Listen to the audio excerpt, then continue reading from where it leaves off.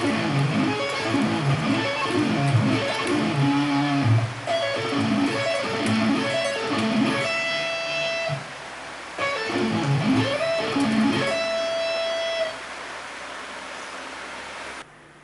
there YouTube, back again with the continuation of the previous sweep exercise.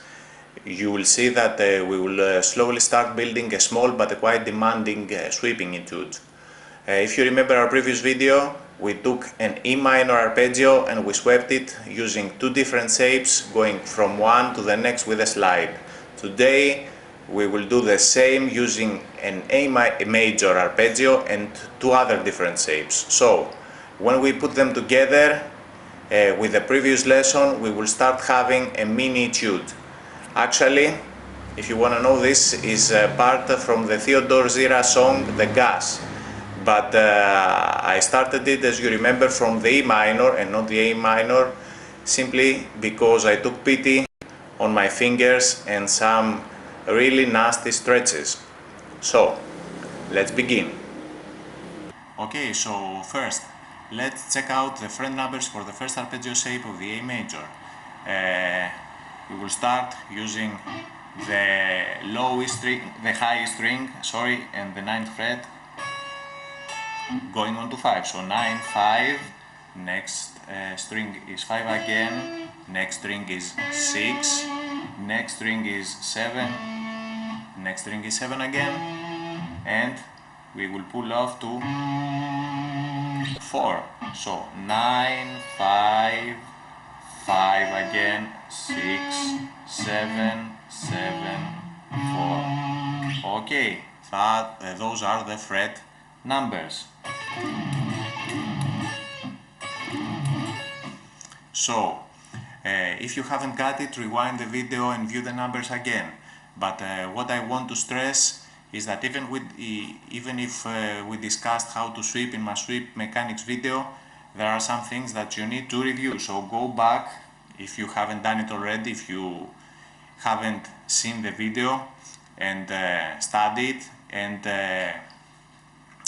along with this video study also very well my muting techniques video. Those things go hand in hand, so you have to be able to execute them on the fly. Anything that is mentioned in those videos, you have to be able to execute it by heart.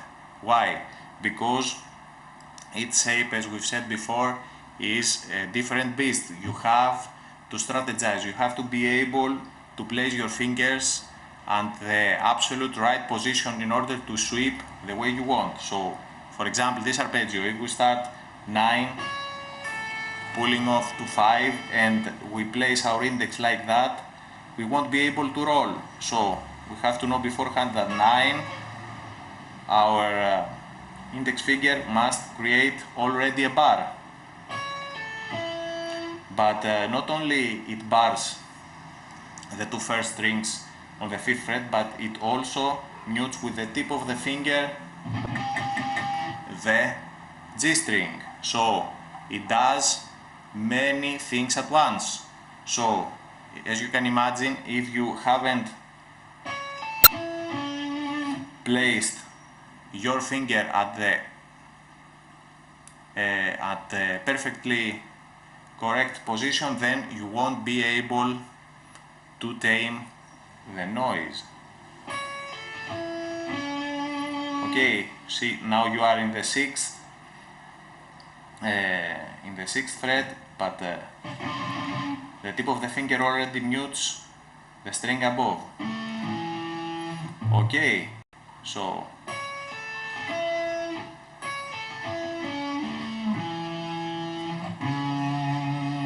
okay, you can practicing going descending or going ascending.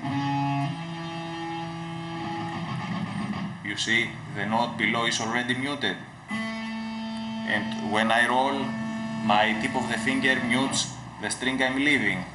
Okay, I'm easing the pressure.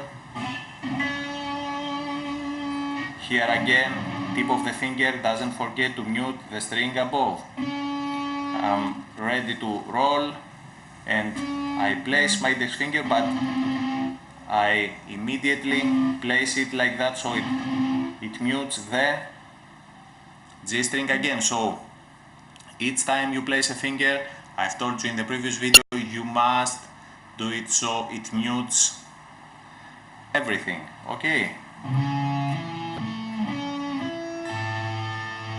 See, if we leave it, if we don't pay attention, we have that bleeding noise that we certainly don't want. Next shape is a very familiar one. We have used it since the beginning, from the very first video. Okay, so you must already know it. It's the A major arpeggio with the root on the 5th string. So we will start 12-9, next string 11, next string 9, next string 11, next string 12.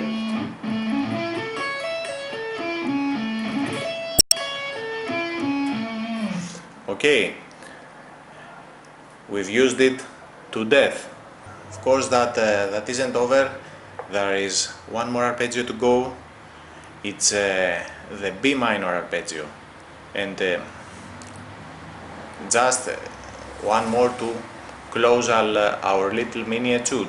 So if you paid close attention, and that means if you already watched the previous video, thus far we have only done two things: sweeping two chords. The first chord was the E minor and the second chord was the A major. Okay, we just used two shapes for each chord.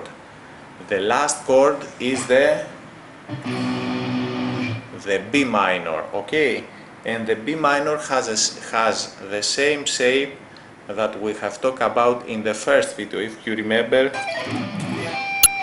the first video,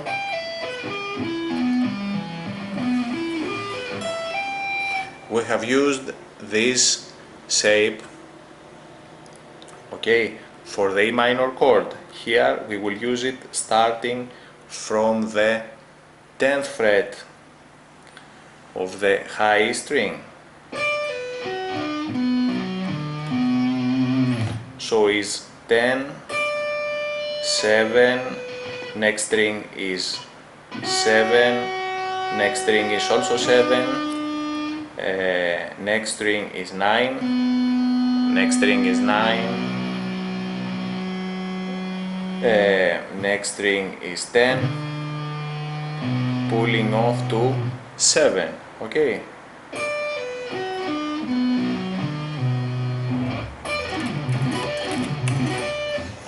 Okay, so if we think about it, that was just that. One simple progression, three simple chords. E minor, okay, A major, C minor.